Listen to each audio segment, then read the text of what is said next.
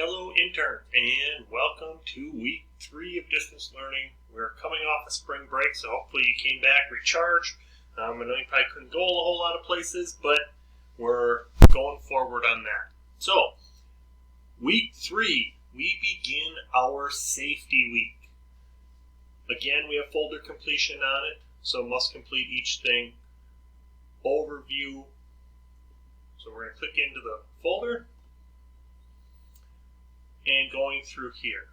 Hans office hours again, Tuesdays and Thursdays from 2 to 3:30. Stever will have office hours posted here as well. You're currently watching this overview. You'll be taking a pretest today. You'll be doing a job safety presentation this week. And you'll be posting job safety video to assignment number 1. So let's get rolling right away. The pretest, clicking on the pretest. Just a standard pretest. Going back. Job safety presentation. We're going to get right into this. First of all, you've been working probably pretty hard, so I just want to touch base, give you a quick little brain break if you need it. If you don't need it, you can skip through this. But it's kind of a cool piece. Disturbed Down with Sickness. Kind of a little bit of insight into me, love the song, and it's pretty cool how this lady plays it. Next, safety at your job. That's what we're going to be talking about this week.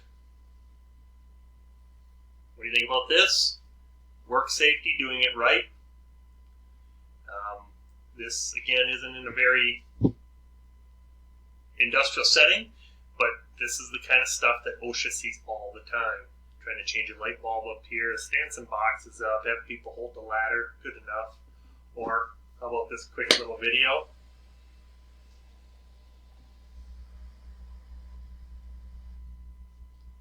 Pretty ingenious here what they're doing. I don't know how safe it is, but that guy's got quite a bit of skill if he can drop those forks at the same rate that guy is raising the forks.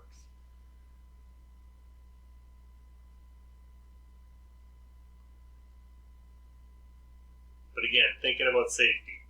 And those guys have done that a few times.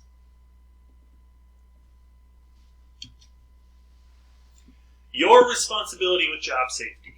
It is your job to be safe at work. Your employer wants that. You want that. Everybody around wants that. Injuries cost your employer money and time. And they don't want to lose money or time. So if you get injured at work, your employer may not be angry that you're injured, but they may be angry because you're losing work and time and money for them. So, you really have to think about that as you're being safe at work. Here's a quick video that you're going to be watching. It's already linked in this presentation, so take a look at the video. But it's talking about teen workers.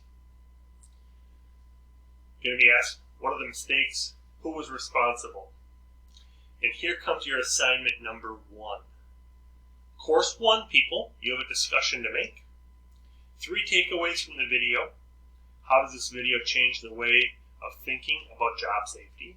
What is something at your work currently that seems routine, but could hurt you if you're not paying special attention?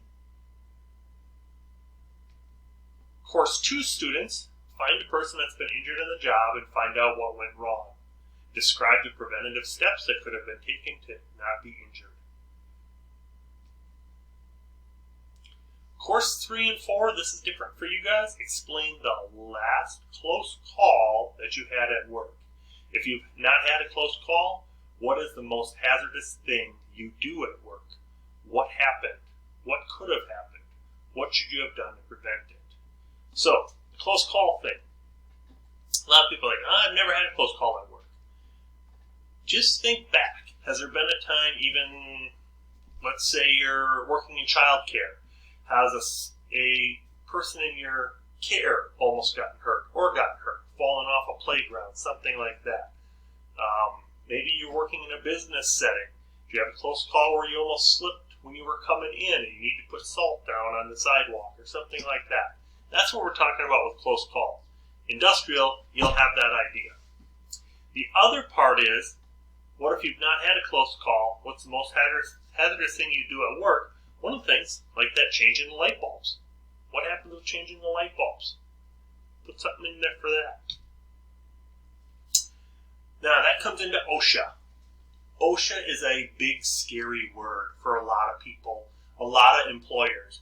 But really, when we dig down in OSHA, we find out a little bit more about it. First of all, the acronym. This is a great one to know for a test. Occupational Safety and Health Administration. Not association, administration. Occupational Safety and Health Administration. It came from a spot not that long ago. Here's a quote from Representative Steger.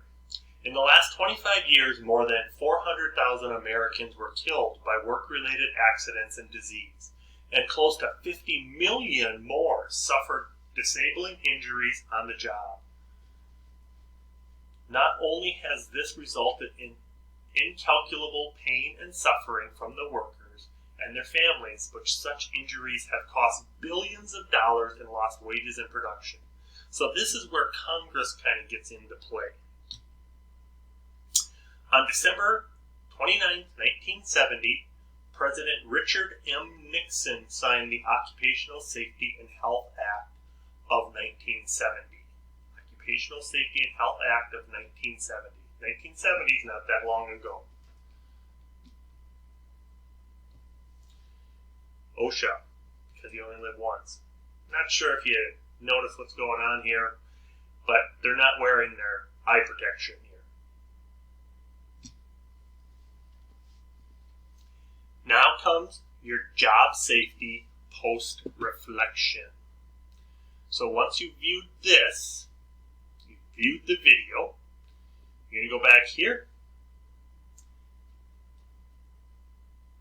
Job safety video assignment. Course 1. Job safety videos right there again. Course 1 students, here's your information. Course 2 students. Course 3 students. Also, before you post, please look at the rubric below. We're looking for professional writing here, not one-word answers. So discussion post writing. 10. More than 4 sentences. You are one of the best employees. It would be hard to replace you. 8. 2 to 3 sentences. Your writing is complete. Details could be explained more. You're completing what your boss asked you to do. 6. 1 sentence. Your writing needs expansion. Your quality of work is starting to cost your company money. 4. Not even a complete sentence. You're costing the company money on a regular basis, and you're in jeopardy of losing your job. So what you are going to be doing is posting your comment here, thinking about how those are going. And then your week is done. Enjoy your week, and remember, you can always come to help sessions if you get stuck on anything. Finish uploading your pay stubs and hit submit on those if you have your pay stubs all ready to go. And always email with questions. Have a great week.